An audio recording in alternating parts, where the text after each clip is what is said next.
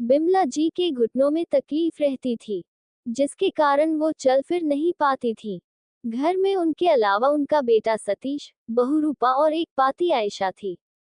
सतीश की शादी को 6 साल हो चुके थे। पिछले 5 साल तक बिमला जी ही पूरा घर संभालती थी। घर का एक एक सामान वो खुद मंगवाती थी। बहू बेटे भी कभी उनके काम में दखल नहीं देते थे। बिमला जी पूरे रौब के साथ घर में रहती थी। सतीश और रूपा पर पूरा कंट्रोल रखती थी। कहाँ जाना है, आज घर में क्या बनेगा, घर में कितना राशन आएगा, साथ ही सतीश की सारी सैलरी का हिसाब भी वे अपने पास ही रखती थी। लेकिन जब सतीश ने समझाया, माँ की बात का बुरा नहीं माना करो, पापा के टाइम से सारा घर वो ही संभालती आ रही हैं, अब वो अपना वर्चस्व खोना नहीं चाहती, तो हम ऐसे ही चलने देते हैं। धीरे धीरे रूपा भी इसी रंग में रंग गई। अब उसे अपनी सास से कोई प्रॉब्लम नहीं थी। वह किचन का काम संभालती, उसमें भी बिमला जी अपनी पसंद का खाना बनवाती थी। कुछ दिन बाद रूपा अपने आप को फ्री मानने लगी कि सारी जिम्मेदारी तो मां जी उठा ही रही हैं। लेकिन अभी 1 साल पहले उनकी अचानक तबीयत खराब हो गई। 1 महीने तक बिस्तर पर पड़ी रही। अगला महीना शुरू हुआ तो हर बार की तरह सतीश अपनी सैलरी लेकर मां के पास गया।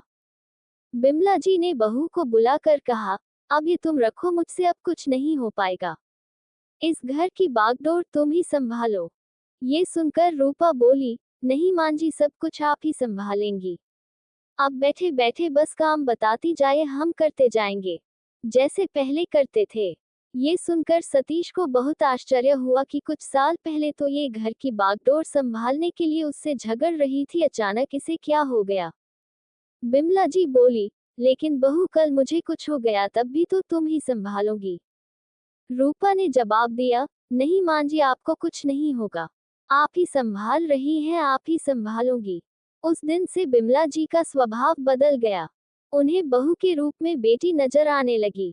पहले वो सारा कुछ अपने हाथ में इसलिए रखना चाहती थी कि कहीं मेरे बेटे बहू मेरे ऊपर जुल्म न करने लगे, कहीं बेटा आंखें न बदल ले, कहीं मुझे घर से न निकाल दें। रूपा पहले की तरह ही मांजी की पसंद की सब्जी बनाती थी।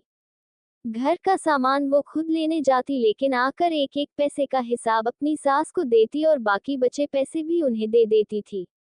एक दिन रूपा अपने पीहर गई थी। सतीश अपने ऑफिस जा चुका था। शाम को दोनों वापस आ गए। तब बिमला जी ने दोनों को अपने कमरे में बुलाया, बेटा, मैंने आज वकील को बुलाकर अपनी वसीयत कर दी है। ये घर तेरे नाम कर दिया है और ये तिजोरी की चाबी, जेवर, रुपये पैसे सब मैं बहू को देना चाहती हूँ।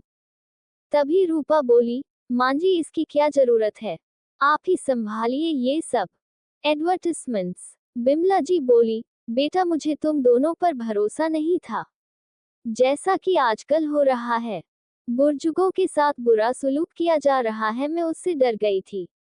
लेकिन अब मुझे तुम दोनों पर विश्वास है, इसलिए मैं ये सब तुम्हें सौंप देना चाहती हूँ। अगले दिन से रूपा सब कुछ संभालने लगी। बिमला जी निश्चिंत होकर अपने कमरे में बैठी रहती थी। लेकिन उन्हें ये देखकर और भी आश्चर्य हुआ कि उनकी बहू आज भी उनकी पसंद का खाना उनसे पूछकर बनाती है। अगर दोनों कपड़े खरीदने जाते हैं तो पहले साड़ी अपनी सास के लिए लेती थी। रूपा को अब तक आदत पड़ चुकी थी कि वह सारा काम मांजी से पूछकर करे। 2 महीने बाद बिमला जी का देहांत हो गया। घर में रोना पिटना मचा था। 13 दिन तक मेहमानों का तांता लगा रहा। 13वीं के बाद सभी धीरे धीरे विदा हो गए। सतीश अपने ऑफिस चले जाते, रूपा और उसकी बेटी दोनों घर में अकेले रह जाते। लेकिन रूपा को कुछ भी ध्यान नहीं रहता। वह कुछ भी काम करने से पहले, जहां तक कि खाना बनाने से पहले भी मांजी के कमरे में पहुंच जाती उनसे पूछने। खाली पलंग को देखकर उसकी आंखों से आंसू बहने लगते। एक दिन वो उस कमरे की सफाई कर रही थी, तभी उसे एक खत मिला। उसने खत पढ़ा तो उसके ही नाम था। उसमें लिखा था, बहू, मैं जानती हूँ तू मेरे जाने के बाद भी मेरे कमरे में मुझसे पूछने आएगी कि मांजी क्या बनेगा, क्योंकि तुझे मेरी आदत पड़ गई है और आदतें इतनी जल्दी नहीं बदलती। लेकिन बेटी, अब अपनी गृहस्थी संभालना सीख ले। अपने तरीके से अपनी गृहस्थी चला। हमारा समय और था, तुम्हारा समय और है। अपनी पसंद का खाना, बाहर घूमना, अपनी पसंद के कपड़े खरीदना, ये सब तुझे अकेले ही करना होगा। मेरी बातों से कभी तेरा दिल दुखा हो तो मुझे माफ कर देना। मुझे पता है जब तक मैं थी, तू बेफिक्र थी, लेकिन अब तेरे सर पर छत नहीं है। तुझे ही छत बनना पड़ेगा, जिसके नीचे तेरा पति और तेरी बेटी सुरक्षित रहें और बेफिक्र रहें।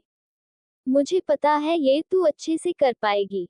तेरी माँ बिमला। खत पढ़कर रूपा बहुत देर तक रोती रही। नहीं मांझी, मुझसे ये सब नहीं होगा। मुझे